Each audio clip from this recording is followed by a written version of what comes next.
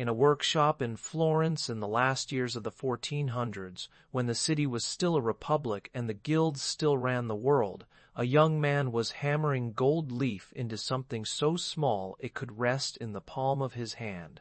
The light came in sideways through a window that faced the Arno, and the river light had a particular quality in those hours, a kind of slow amber that made everything in the room seem suspended between day and what came after. He was maybe 20 years old, maybe younger, and his hands were already sure in the way that hands become sure when they have been trained since childhood to measure, to cut, to join metal to metal with such precision that the seam disappears. He was making a clasp, or a reliquary fitting, or some small mechanical thing whose purpose has been lost.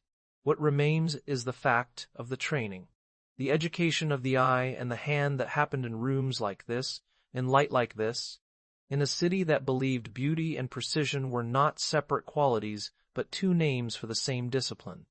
His name was Filippo Brunelleschi, though history would shorten it and smooth it into something easier to carry.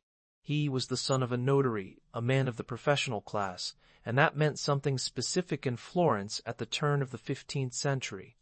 It meant literacy, it meant a certain standing, it meant that the family had a place in the intricate social geometry of the city, but not the kind of wealth or title that would have insulated them from the ordinary pressures of making a living. The father, Sir Brunelleschi, worked with contracts and property disputes, the dry machinery of law that kept the republic functioning. The son was sent to learn letters and figures, the basics of the notarial trade, but something in him resisted the path that had been laid out. He wanted to work with his hands. He wanted to make things that occupied space in the world, things you could hold or walk around or look at from different angles. And so, in a compromise that must have required some negotiation, some acknowledgement that this child was not going to follow the expected route, he was apprenticed to a goldsmith. The goldsmith's trade was not a minor art. In Florence, in those years, it was one of the guilds that mattered, one of the 7 major guilds that governed the city and controlled its economic and political life. To be a goldsmith was to work at the intersection of craft and wealth, to handle precious materials, and to be trusted with commissions from the church, from the merchant families, from anyone who wanted to display their status or their piety in a form that would last. It required an understanding of metals, of casting and chasing and engraving, of how to make hinges and joints and mechanisms that would function smoothly for generations. It required mathematics, a sense of proportion, an ability to see how parts fit together into a coherent whole, and it required patience, the kind of slow, meticulous attention that cannot be rushed. Filippo learned all of this. He learned to draw, to render forms on paper before committing them to metal. He learned to measure with calipers and dividers, to calculate angles and curves, to translate an idea in his mind into an object that would sit on an altar or hang from a chain. He learned to see the world as a collection of surfaces and edges, of planes intersecting in space, of light falling across form in ways that could be predicted and controlled. The education was technical, but it was also visual, a training of perception that would shape everything he did afterward. When you learn to work at the scale of a reliquary or a medal, you learn to think about detail, about the smallest articulation of a form, and you learn that precision is not pedantry, but a form of respect for the material and the viewer and the thing being made. The city he was learning in was itself a kind of education. Florence in the 1380s and 90s was a place of towers and narrow streets, of churches built in the Romanesque style, with their striped marble facades, of bridges over the Arno lined with shops, of piazzas where the public life of the Republic unfolded in speeches and ceremonies and the occasional riot. It was a city that had grown rich on banking and wool, on trade networks that stretched across the Mediterranean and into northern Europe, and that wealth had been poured into buildings and paintings and sculpture with an intensity that made the city itself into a work of art, But it was also a city that knew violence and instability, that had seen plagues and famines and political upheavals, that understood beauty and power as things that had to be defended and asserted again and again. The great families competed for influence, the guilds competed for control, and the city competed with its neighbors Pisa, Siena, Milan in a struggle that was as much about symbols and prestige as it was about territory or resources. And at the center of the city, visible from almost anywhere within the walls, was the cathedral. Santa Maria del Fiore, they called it, Saint Mary of the Flower, a name that gestured at the city's own emblem, the red lily that appeared on its flags and coins. The cathedral had been under construction for more than a century by the time Filippo was born, a project that successive generations had contributed to, expanding and refining and arguing over. The nave was vast, the walls were clad in colored marble, the proportions were ambitious in a way that declared Florence's importance to anyone who entered. But at the eastern end, where the transept crossed and the altar stood, there was a problem. The design called for a dome, a great octagonal dome that would rise above the crossing and crown the building, visible from across the city and the surrounding hills. But no one knew how to build it. The opening was enormous, more than 140 feet across, and the walls that would have to support the dome were already built, already rising high above the floor of the nave. To span that distance with a masonry dome was a problem that had no clear solution. The Gothic cathedrals of the north used pointed arches and flying buttresses to distribute the weight of their vaults, but the Florentines had rejected that approach, had built their walls in a style that looked back to the Romanesque tradition, and there was no obvious way to adapt the Gothic solution to this structure. Some argued for a timber roof, less ambitious but more feasible. Others suggested that scaffolding could be built up from the floor to support the dome during construction, but the amount of wood required would have stripped the forests of Tuscany, and even then it was not clear that scaffolding could be built high enough or strong enough to bear the weight of the masonry as it rose. The problem had been debated for decades, and the cathedral remained unfinished, its crossing open to the sky. Filippo would have seen it many times as a boy, would have walked past it on his way through the city, would have attended Mass in the completed portions where the light came in through the gap where the dome should have been. He would have understood even then that the dome was not just an architectural challenge but a civic one, a question that touched on the city's pride and its sense of itself. Florence wanted to be great, wanted to surpass the achievements of Rome and Venice and the other powers of Italy, and the dome was the symbol of that ambition. Whoever solved the problem would not just be an architect or an engineer. They would be the person who made Florence's vision of itself possible. But that was still in the future. In the years when Filippo was learning his trade, the dome was a question without an answer, a gap in the skyline that everyone had learned to live with. He was focused on smaller things, on the work in front of him, on mastering the skills that would let him support himself as a craftsman. He was good at it. The evidence suggests that he was very good at it, that he had the combination of technical skill and inventive intelligence that marks someone who will not just replicate what has been done before, but will find new solutions, new ways of approaching problems. By the time he was in his early 20s, he was no longer an apprentice, but a master in his own right, a member of the Goldsmiths' Guild, able to take commissions and employ assistants. And then, in 1401, when he was 24 years old, he entered a competition that would change the course of his life.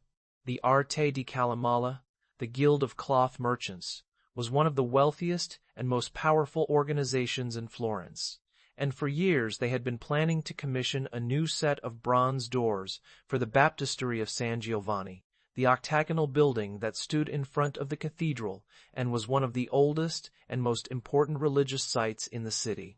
The baptistery already had one set of bronze doors, completed by Andrea Pisano in the previous century, but the guild wanted a second set on the north side, and they wanted them to be extraordinary, to match or exceed the quality of Pisano's work. Rather than simply awarding the commission to an established master, they decided to hold a competition. A trial, they called it. Goldsmiths and sculptors from across Tuscany were invited to submit a sample panel, a single quatrefoil relief depicting the sacrifice of Isaac, and a panel of judges would select the winner. Filippo entered. So did a young man named Lorenzo Ghiberti, and so did several others whose names have been preserved in the records, but whose work did not survive or did not impress the judges enough to be remembered. Each competitor was given a year to complete their panel, working in bronze, which meant first modeling the scene in wax, then casting it using the lost wax process, then chasing and finishing the surface until it had the kind of detail and refinement that the guild expected. The subject was dramatic. Abraham, obeying God's command, raises a knife to sacrifice his son Isaac, and at the last moment an angel intervenes, pointing to a ram caught in a thicket. It was a test of the artist's ability to render multiple figures in action, to convey emotion and narrative in a small space, to handle the technical challenges of casting and finishing bronze. Filippo's panel has survived, and you can see it now in the Bargello Museum in Florence, mounted next to Ghiberti's so that the comparison is unavoidable. It is a powerful piece of work. The figures are tense, energetic, compressed into the quatrefoil frame with a sense of urgency that matches the drama of the story. Abraham is shown in the act of gripping Isaac's head, his other hand raising the knife, and Isaac's body is twisted, his torso exposed, his neck vulnerable. The angel swoops in from the left, one arm outstretched, and there is a servant at the bottom of the composition, and a donkey, and the ram, all arranged in a way that fills the space without feeling crowded. The bodies are muscular, the drapery is carved with attention to how fabric moves and falls, and there is a kind of raw intensity to the scene, a willingness to show violence and fear as well as divine intervention. But Ghiberti's panel is different. It is calmer, more graceful, more concerned with beauty than with drama. The figures are elegant, the composition is balanced, the drapery flows in smooth, rhythmic folds that guide the eye across the surface. Isaac's body is idealized, almost classical in its proportions, and Abraham's gesture is restrained, less brutal than in Filippo's version. The whole panel has a sense of harmony, of parts fitting together into a unified whole, and the casting is flawless, the details crisp, the surface polished to a sheen that catches the light. The judges deliberated. The accounts vary, as they always do when history is reconstructed from fragments, but the outcome is clear. Ghiberti won. Or rather, the commission was awarded to Ghiberti, though some sources suggest that the judges initially wanted to split the commission between him and Filippo, to have them work together. If that is true, Filippo refused. He was not interested in collaboration, not interested in sharing credit or subordinating his vision to someone else's. He withdrew from the project, and Ghiberti went on to spend the next 20 years creating the doors, and then another 27 years on a second set for the east side, the ones that Michelangelo would later call the Gates of Paradise. For Filippo, the loss must have been bitter. He had spent a year on the panel, had poured his skill and his intelligence into it, and had come close enough to winning that the judges had at least considered him seriously. But close was not enough. The commission would have set him up for life, would have made him one of the leading sculptors in Florence, would have opened doors to other projects and other patrons. Instead, he was 25 years old, with no major commission and no clear path forward. He had proven he could work in bronze, but the city had chosen someone else. He left Florence.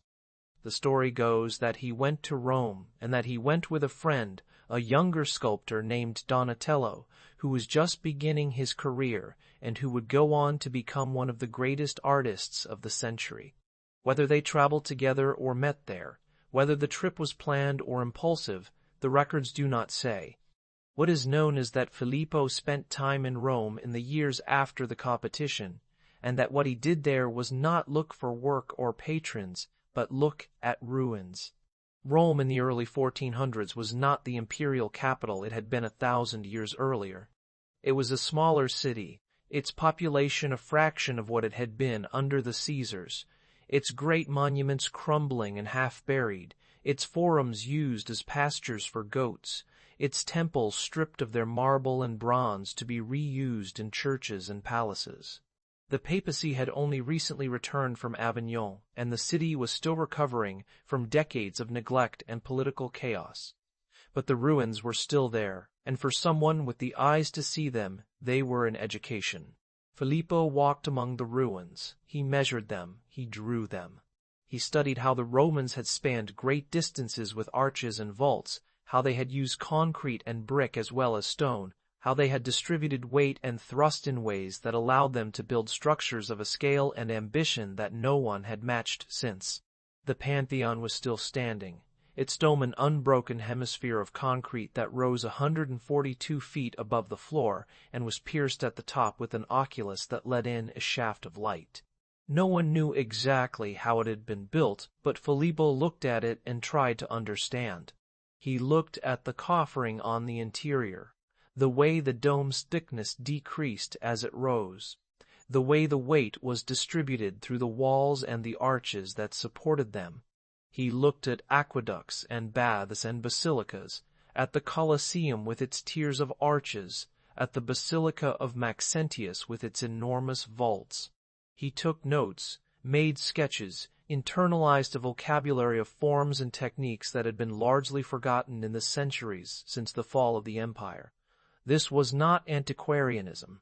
Filippo was not interested in the past for its own sake, not interested in nostalgia or in recreating Roman buildings as historical curiosities. He was interested in how things worked, in the principles that underlay the forms, in the engineering knowledge that had made those buildings possible. He was trying to solve a problem, and the problem was the dome.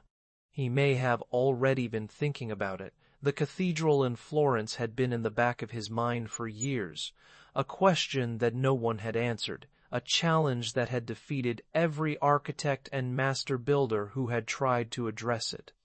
The Romans had built domes, and some of those domes were still standing, and if Filippo could understand how they had done it, he might be able to apply that knowledge to the problem waiting for him in Florence. He was teaching himself, in other words, not from books or from a master, but from the buildings themselves, reading them as texts, decoding their structure, extracting lessons that he could carry back with him. It is also possible that Rome did something else for him, something harder to quantify. It gave him perspective in the literal and the metaphorical sense. In Florence, he had been one craftsman among many, talented but not singular, someone who had lost a competition and had no clear role in the city's artistic hierarchy. In Rome, surrounded by the remnants of an empire that had once controlled the known world, he could see his own ambitions differently. The city was a reminder that great things had been built before and could be built again, that the knowledge and the will to create on that scale were not lost, but dormant, waiting to be recovered. And it gave him distance from the immediate disappointment of the baptistery doors, a chance to step back and reconsider what he wanted to do with his skill and his intelligence. He returned to Florence sometime around 1404 or 1405, and when he came back he was different. He was still a goldsmith by training, still capable of working in bronze and precious metals, but he was also something else now, something the city did not quite have a word for. He was an architect, or he was becoming one, teaching himself the discipline by studying the past and by thinking through problems that no one else seemed able or willing to tackle. He was not interested in following the established patterns, in designing buildings that looked like the ones that already existed. He was interested in creating a new language, a way of building that drew on classical principles but applied them to the needs and ambitions of his own time. One of his first commissions in this new mode was a hospital.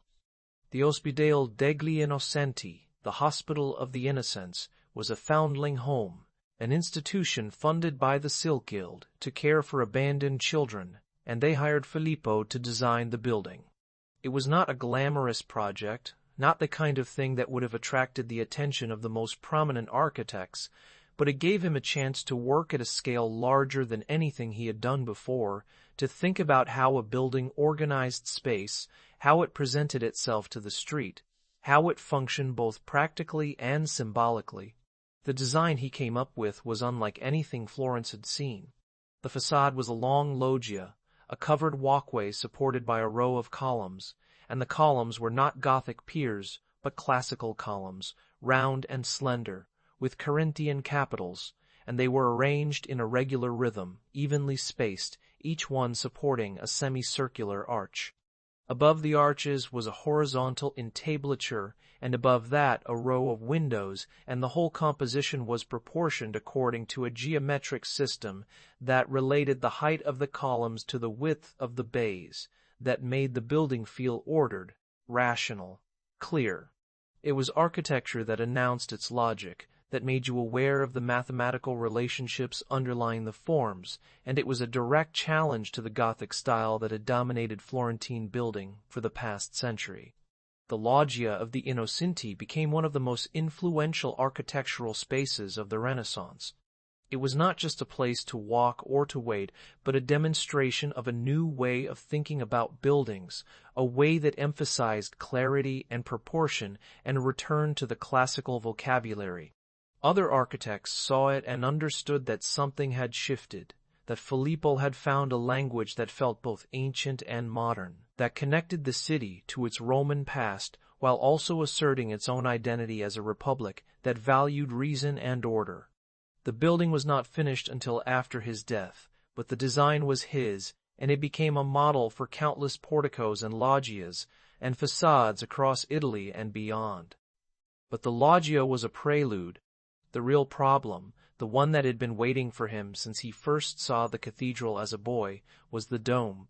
The Opera del Duomo, the committee that oversaw the cathedral's construction, had been struggling with the problem for decades.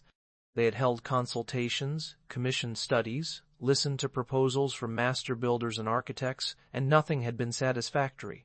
The consensus was that the dome could not be built, or at least that it could not be built with the methods and materials available, and that the cathedral would have to remain as it was, incomplete, its crossing covered with a temporary roof or left open. But the city could not accept that. The cathedral was too important, too central to Florence's sense of itself, and the unfinished dome was a source of embarrassment and frustration. In 1417, the opera held another competition, or rather a consultation, inviting proposals for how the dome might be constructed. Filippo submitted a plan. He did not have a complete set of drawings, did not provide detailed specifications, but he outlined an approach that was radical and, to many of the committee members, incomprehensible. He proposed building the dome without the use of a wooden centering, the scaffolding that would normally be required to support the masonry as it rose and cured. He proposed using a double shell design, two domes, one inside the other with a gap between them, so that the inner dome would be thicker and stronger and would support the outer dome as they rose together. He proposed using a herringbone pattern of bricks, laid in a way that would allow each course to support the next without needing a framework underneath. And he proposed using a system of ribs and rings hidden in the thickness of the dome that would tie the structure together and prevent it from spreading outward under its own weight. It sounded impossible.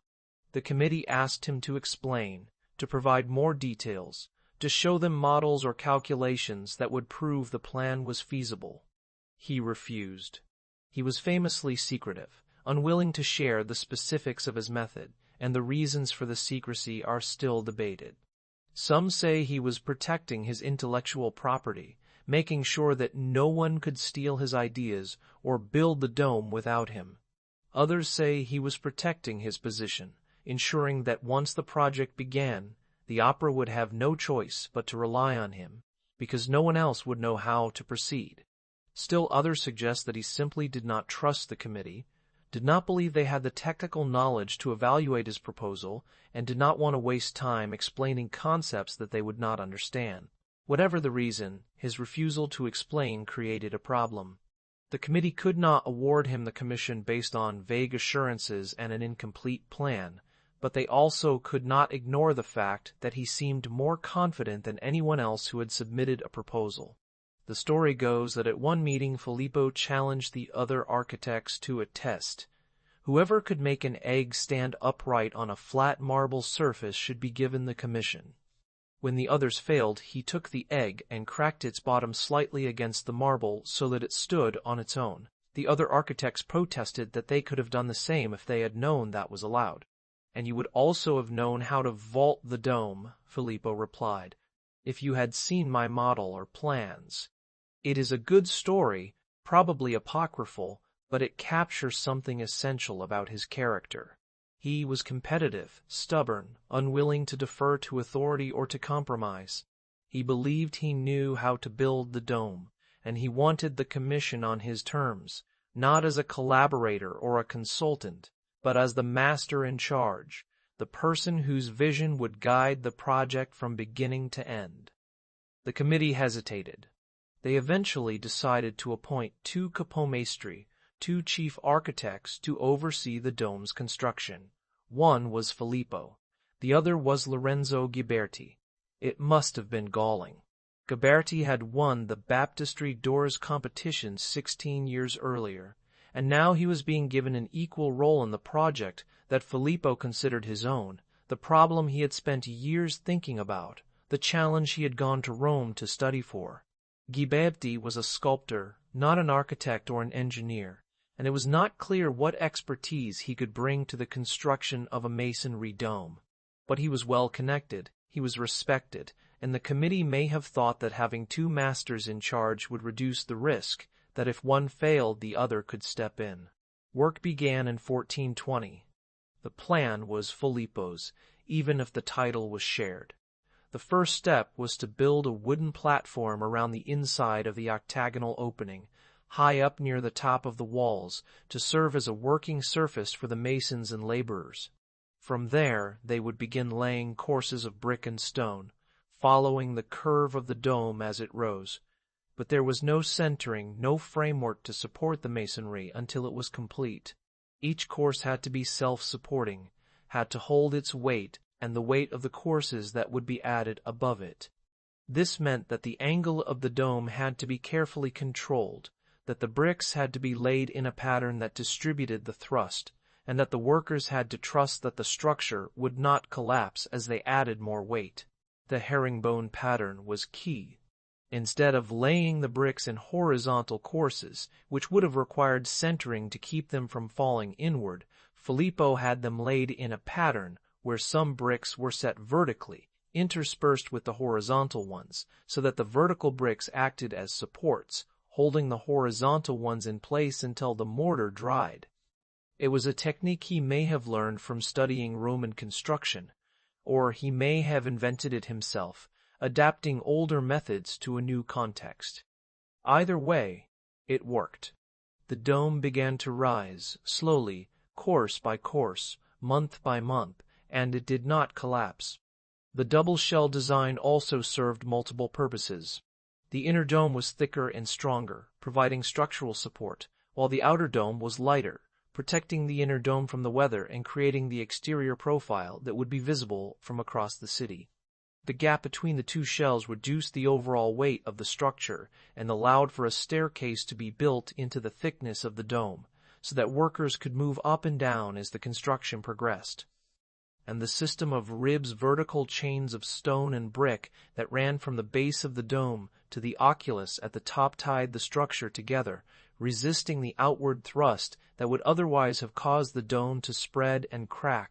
It was brilliant, and it was unprecedented, and it required a level of coordination and precision that no construction project in Florence had ever demanded. The masons had to be trained to lay the bricks in the herringbone pattern. The stonecutters had to shape the sandstone ribs to exact dimensions. The laborers had to haul materials up to the platform and then up the stairs inside the dome as it grew higher. Filippo designed machines to help with the lifting, hoists and cranes and winches that could raise heavy loads with minimal effort, devices that used gears and pulleys in ways that were innovative for the time. He was not just an architect but an engineer, solving practical problems as they arose, improvising solutions when the standard methods did not work. And he did it all while dealing with Ghiberti. The records are full of references to disputes between the two men, arguments over methods and materials, conflicts over who had authority to make decisions. Ghiberti's role was never clearly defined, and it is likely that he contributed little to the actual design or construction of the dome. But he was there, receiving the same salary, sharing the title, and Filippo resented it. At some point, he seems to have decided that the only way to get rid of Ghiberti was to demonstrate how little Ghiberti actually understood about the project. He called in sick, stayed away from the site for weeks, and let Ghiberti try to manage the construction on his own. Ghiberti, according to the accounts, struggled. The workers did not know what to do without Filippo's instructions, the progress slowed, and the opera eventually realized that Filippo was indispensable and Ghiberti was not. By 1426, Ghiberti had been effectively sidelined, and Filippo was in sole control. The dome took 16 years to build. It rose in stages, the curve becoming steeper as it climbed, the octagonal profile becoming more pronounced. By the time it reached the height where the lantern would eventually sit, it was visible from miles away, a red-tiled hemisphere that dominated the city's skyline. The construction was a public event, something the entire city followed and debated and took pride in. People climbed the stairs inside the dome to watch the work in progress, to see the herringbone bricks being laid, to marvel at the scale of the structure and the audacity of the design. It was a demonstration of what the city could achieve, a statement of civic pride and technical prowess, and it made Filippo famous. But fame did not make him any less secretive. He guarded his methods, refused to train apprentices in the full scope of his techniques, and kept the most critical details of the dome's construction to himself. He was afraid of being supplanted, afraid that if others learned what he knew, they would no longer need him, and he would lose the control he had fought so hard to gain. It is one of the central ironies of his life. The man who invented linear perspective, who created a mathematical system for representing space that could be learned and replicated and taught, was also the man who kept his own greatest achievement shrouded in secrecy, who trusted no one with the full knowledge of how the dome had been built. Linear perspective was the other great invention of his career, and in some ways it is the more enduring one. The dome is a singular object, a masterpiece of engineering that exists in one place and cannot be moved or replicated. But perspective is an idea, a way of seeing and representing the world that spread from Florence across Europe and eventually across the globe, shaping the course of Western art and visual culture in ways that are almost impossible to overstate. The invention, or discovery, happened sometime in the early 1420s, around the same time that the dome was beginning to rise. Filippo had been thinking about how to represent three-dimensional space on a two-dimensional surface, how to create the illusion of depth in a painting or a drawing. Artists had been trying to do this for centuries, using various intuitive methods, overlapping forms, diminishing size, atmospheric effects, but there was no systematic approach, no set of rules that would allow an artist to construct a convincing image of space. Filippo approached the problem mathematically. He realized that if you imagined the picture plane as a window through which you looked at the world, and if you assumed that light traveled in straight lines from objects to the eye, then you could use geometry to calculate where each point in the scene would appear on the picture plane. He tested the theory with a painting, now lost, of the baptistry of San Giovanni. He set up in the central portal of the cathedral, directly across from the baptistry, and painted the building as it appeared from that specific viewpoint. Then he drilled a small hole in the center of the panel at the point where the central axis of his view passed through the picture plane. To view the painting, you stood at the spot where he had stood when he made it, held the panel up, with the painted side facing away from you, and looked through the hole at the back. In front of the panel, Filippo held a mirror, so that what you saw in the mirror was the painted image of the baptistry, reflected back at you, and the illusion was so convincing, the correspondence between the painted image and the actual building so precise that observers were astonished. The painting seemed to be the thing itself, or at least a perfect simulacrum, a window onto a reality that was indistinguishable from direct perception. The demonstration established the principle. Artists began to adopt the technique, working out the practical implications, the rules for foreshortening, and for constructing orthogonal lines that converged at a vanishing point on the horizon. Masaccio used perspective in his frescoes in the Brancacci chapel, creating spaces that seemed to extend beyond the wall, figures that inhabited a coherent, measurable depth. Leon Battista Alberti, a younger contemporary and an admirer of Filippo's work, wrote a treatise on painting that codified the method, explaining it in terms that artists could follow, turning Filippo's insight into a teachable system. Within a generation, linear perspective had become the standard way of representing space in Western art, the foundation of the visual language that would dominate painting and drawing for the next 5 centuries. But Filippo himself did not write a treatise. He did not publish his method or explain it in detail. He demonstrated it, used it in his architectural drawings and designs, and let others figure out the rest. It is the same pattern as with the dome, the invention of something new and transformative, followed by a reluctance to share the knowledge openly, a desire to keep control of what he had discovered. And yet, unlike the dome, perspective could not be kept secret. Once the principle was understood, once artists saw what was possible, they could reverse engineer the method, could experiment and refine and eventually master it without needing Filippo to teach them. The idea had a life of its own, independent of its inventor. He spent the rest of his career building in Florence. The Basilica of San Lorenzo, commissioned by the Medici family, was one of his major projects. It was another exercise in classical clarity, another building that rejected Gothic complexity in favor of simple geometric forms and proportional relationships. The interior was a Latin cross, with a nave flanked by aisles, and the columns were round and evenly spaced, supporting arches that framed each bay. The light came in through clerestory windows, illuminating the gray pietra serena stone that Filippo used to articulate the structural elements, columns, arches, cornices, against the white plaster walls. The effect was calm, orderly, rational, a space that felt both ancient and new, that connected the worshipper to the tradition of early Christian basilicas while also asserting a contemporary, Florentine sensibility.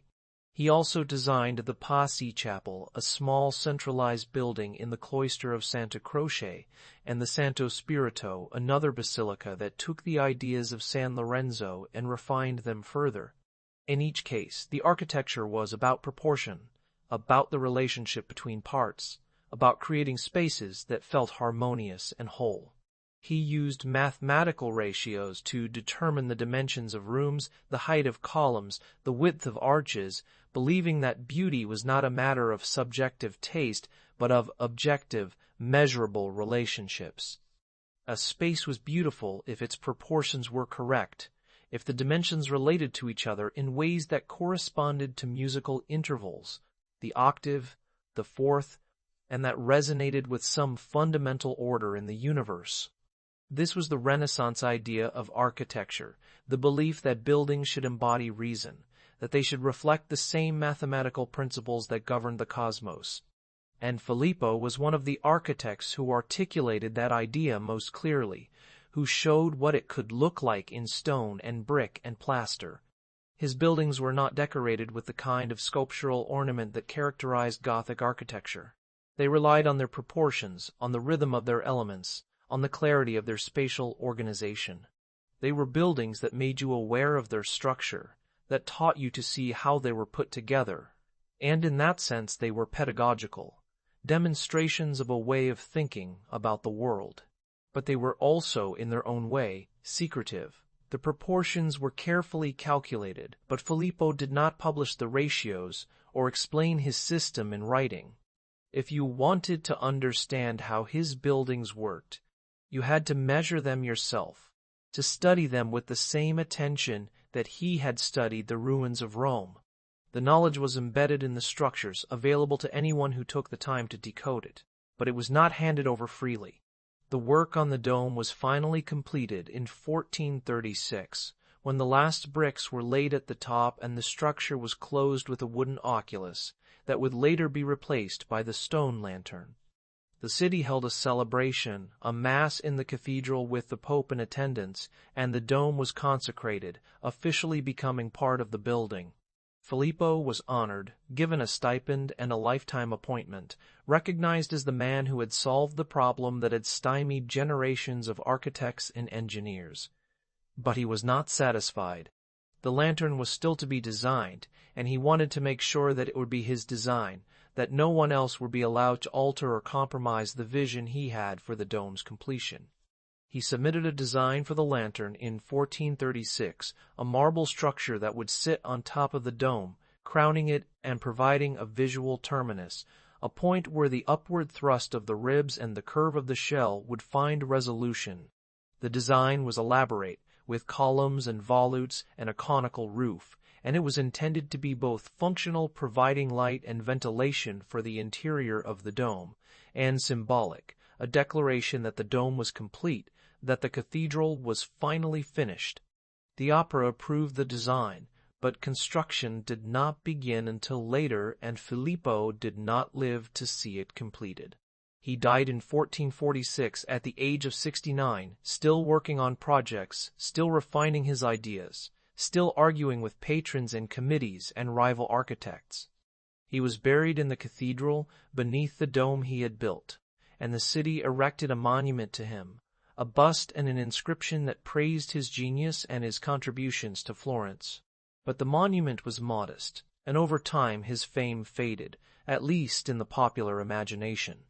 The dome remained visible and undeniable, but the man who had built it became a name in the history books, someone that scholars studied, but that the general public knew little about. Ghiberti outlived him by 9 years, and Ghiberti's reputation, at least in the short term, was greater. The doors of the baptistery were universally admired, celebrated as masterpieces of sculpture, and Ghiberti had the advantage of having written an autobiography, a document that shaped how his career was remembered and that gave him a voice in the historical record that Filippo lacked. Filippo had not written about himself, had not left a treatise or a memoir, and the details of his methods had been lost or were preserved only in fragmentary accounts. The herringbone brickwork, the double shell design, the use of ribs and rings, these were features of the dome that could be observed and measured, but the full story of how they had been conceived and executed was something that died with him. Later architects tried to understand. They measured the dome, made drawings, wrote descriptions, and some of them attempted to replicate Filippo's methods in their own buildings. But the dome remained unique, a structure that could not quite be duplicated because the circumstances that had produced it, the size of the octagonal opening, the constraints of the existing walls, the need to build without centering, were not likely to occur again. It became a monument not just to Filippo's genius, but to a particular moment in history, when a city needed something extraordinary and found a man capable of providing it. The influence of his work, however, spread widely. Every dome built after his, from Michelangelo's dome on St. Peter's in Rome to Christopher Wren's dome on St. Paul's in London, exists in dialogue with the Florence Cathedral dome. Architects studied it, tried to understand its principles, and applied them in their own contexts. The double shell design became a standard technique. The use of ribs to distribute thrust became a common feature of large-scale domes, and the idea that a dome could be built without centering, that it could be self-supporting as it rose, opened up new possibilities for construction. And linear perspective, which he had invented or codified almost as a side project, became the foundation of representational art in the West. Painters learned to construct spaces using vanishing points and orthogonal lines to create illusions of depth that were mathematically precise. The camera obscura, an optical device that projected an image onto a surface, functioned according to the same principles, and when photography was invented in the 19th century, It was essentially perspective made automatic, a mechanical process that produced images organized according to the rules Filippo had worked out 400 years earlier. Every photograph, every film, every digital rendering that attempts to represent three-dimensional space on a two-dimensional screen is an heir to his invention. But the irony persists.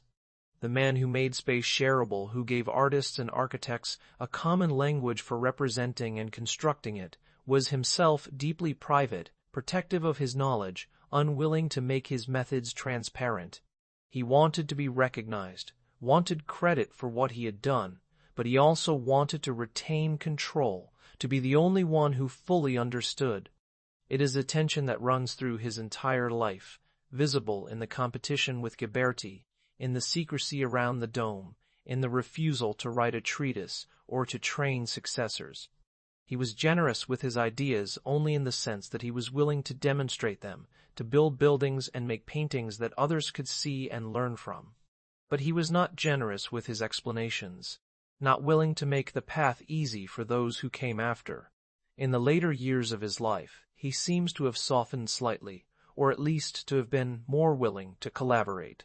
He worked with Michelozzo, an architect and sculptor who had been Donatello's partner, and there is evidence that he consulted with younger architects on their projects, offering advice and critique. But he remained a difficult person to work with, demanding and critical, unwilling to accept compromises or half-measures. The standards he set for himself were unforgiving, and he expected the same from others. There are stories that suggest a warmer side, moments of humor or friendship that break through the image of the stern, obsessive genius. He was close to Donatello by all accounts, and the two of them spent time together in Rome and in Florence, talking about art and architecture, debating ideas, pushing each other to think more deeply. He was also part of a circle of intellectuals and humanists in Florence, people like Paolo Toscanelli, a mathematician and astronomer, and Alberti, the polymath, who wrote on everything from painting to city planning to cryptography. These were men who valued knowledge and inquiry, who believed that the world could be understood through observation and reason, and Filippo was part of that world, contributing to it even as he kept parts of himself hidden. The dome, in the end, is what remains most powerfully. It is a presence in Florence impossible to ignore, visible from almost anywhere in the city and from the hills around it. It anchors the skyline, gives the city a center, a focal point that organizes the visual experience of being there. Tourists climb the stairs to the top, moving up through the narrow passages between the two shells, and when they emerge onto the lantern platform, they can see the city spread out below them, the red roofs and the river and the hills beyond. It is a view that Filippo himself must have seen many times during the construction, a perspective that few others in his lifetime had access to, and it is hard not to feel that the dome was, in some way, a device for seeing, a structure that lifted you above the everyday and gave you a vantage point from which the world looked different, more ordered, more comprehensible. Inside the dome, the experience is different. The space is vast, the light filtering down from the oculus and from the windows and the drum, and the fresco that Vasari painted on the interior of the dome in the 16th century, a depiction of the Last Judgment, crowded with figures and clouds and angels, adds a layer of visual complexity that Filippo did not intend, but that has become part of how the dome is experienced. The structure itself, the herringbone brickwork and the ribs, is mostly hidden, visible only if you know where to look, and that seems fitting. The dome presents itself as a smooth, continuous surface, a shell that encloses space, and the engineering that made it possible is concealed, embedded in the fabric of the building, knowable only through careful study. That concealment is part of the dome's power. It is a structure that does not announce its difficulty, that does not ask for your admiration of the technical feat it represents. It simply is, a fact of the city's landscape, something that has always been there even though it was made by human hands, and that sense of permanence, of inevitability, is what makes it a masterpiece. It transcends its moment, its context, the struggles and rivalries and compromises that went into its making, and becomes something larger, something that belongs to everyone who sees it. Filippo's legacy is split between the visible and the invisible. The buildings are visible, the dome most of all, but also the basilicas and chapels and loggias that he designed, structures that you can walk into and measure and photograph. They are part of the built environment, shaping how people move through space, how they experience light and proportion and enclosure. But the ideas are invisible, or at least they are absorbed so completely into the culture that they become invisible. Perspective is everywhere, so ubiquitous that we do not think about it as an invention, as something that had to be discovered and articulated. We take it for granted that a photograph will show depth, that a painting will have a vanishing point, that a building will be designed according to proportional systems. These are Filippo's gifts, the things he made possible, and they are so deeply embedded in how we see and build that we no longer recognize them as achievements. And yet, the more you look at his work, the more you understand what was at stake. Before Filippo, there was no clear path from the medieval world to the modern one, no obvious way to move beyond the Gothic style or the fragmented, intuitive approaches to representing space. He provided that path, not by rejecting the past, but by recovering something from it, by going back to Rome and learning from the ruins, and then applying that knowledge to the problems of his own time. He was a bridge, a figure who connected the classical tradition to the Renaissance, who showed that the achievements of antiquity were not lost, but recoverable, and that they could be adapted and transformed to meet new needs.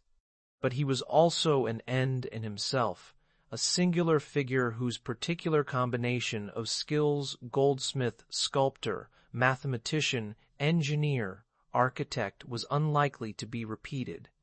The Renaissance produced other polymaths, other figures who excelled in multiple fields, but none of them quite matched Filippo's range or his impact. He was the person who made Florence's vision of itself real, who took the city's ambition and its pride and its wealth and turned them into something tangible, something that would last.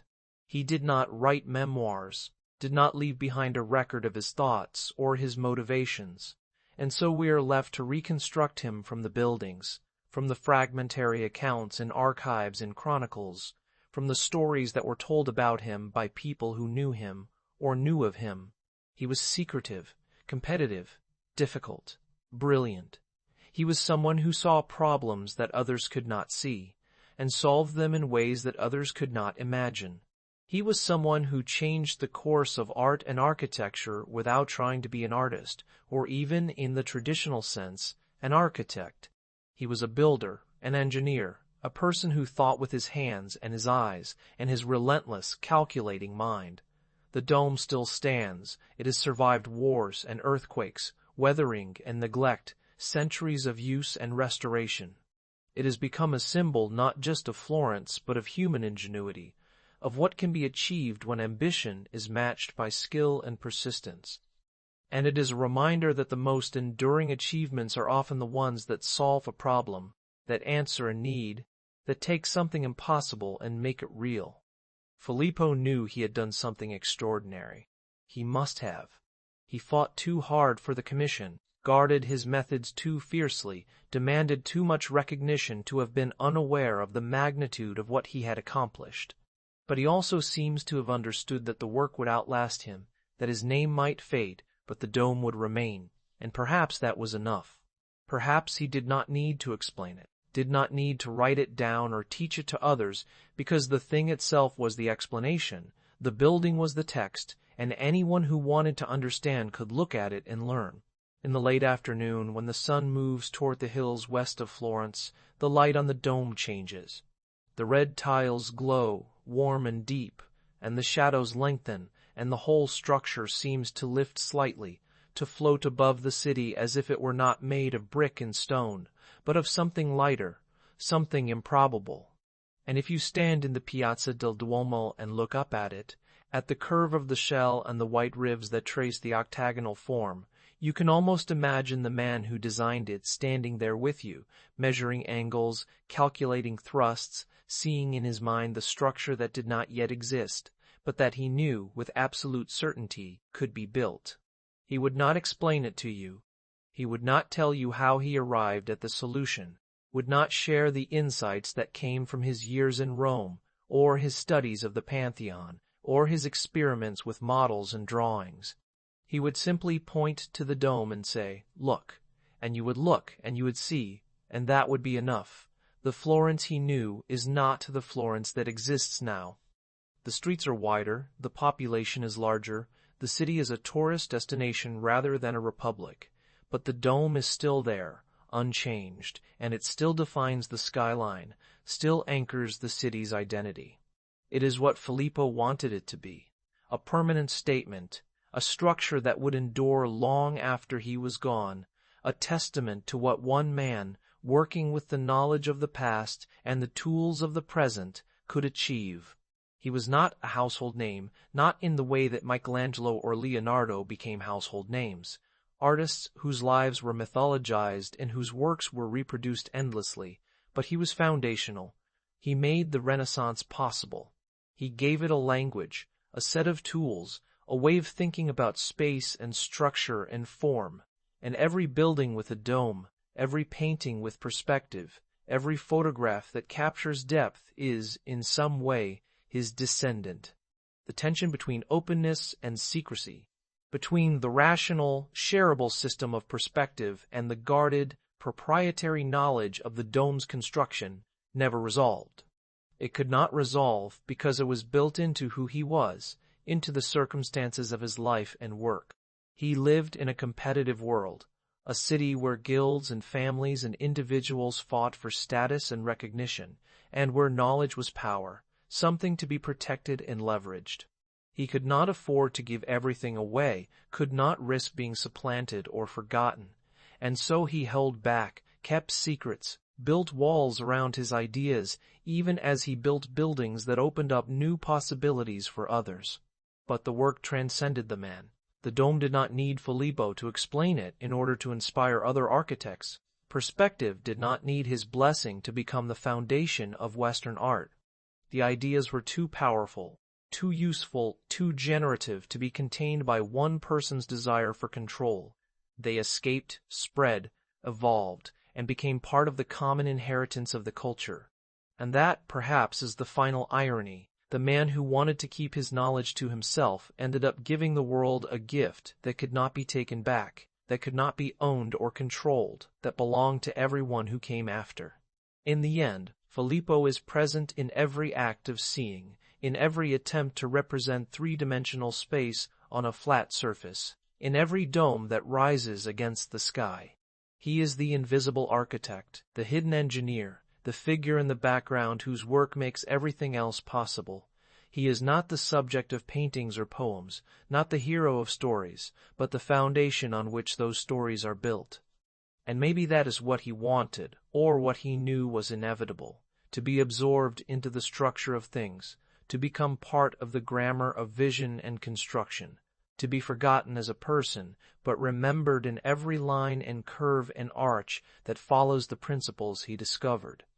The sun sets over Florence, and the dome darkens, and the city lights begin to come on, and somewhere in the hills a traveler sees the outline of the structure against the sky and understands, without knowing why, that something important happened here, something that changed the world.